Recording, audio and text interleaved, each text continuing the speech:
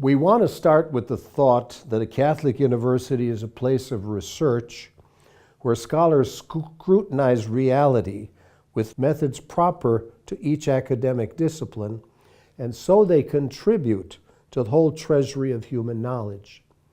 We want to talk about the fact that each academic discipline is studied in a systematic manner, and in that way the various disciplines, I say, are brought into dialogue for their mutual enhancement. They're able to talk with one another, share ideas with one another, come to conclusions as a well right of their interaction.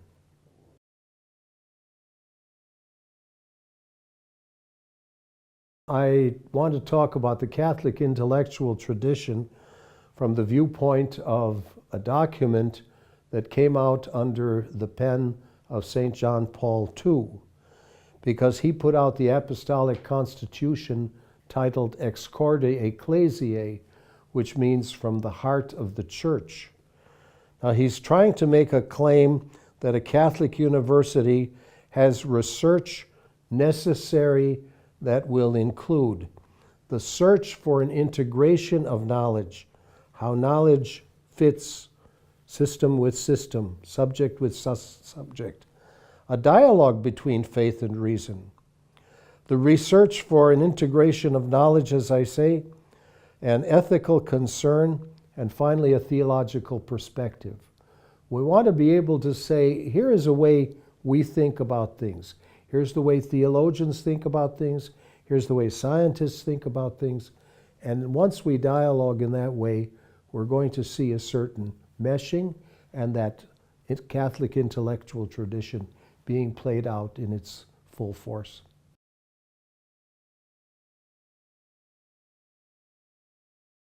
The Catholic intellectual tradition seeks to balance or harmonize faith and reason. These two are not seen as mutually exclusive.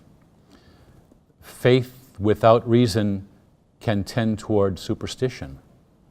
Reason without faith can lead to relativism or nihilism, the belief in nothing. The role of reason in the Catholic intellectual tradition is to be commended. The religious thinking, according to the biblical claim in the tradition, is that human beings are shaped in the divine image. And reason is one of those higher gifts, along with moral sympathy or compassion, along with the imagination. And so how does one relate faith and reason? This is an ongoing project, and one that is praiseworthy. Academic freedom means that a faculty member is allowed, even encouraged, to explore the truth wherever it may lead, even if it contradicts certain beliefs. Okay?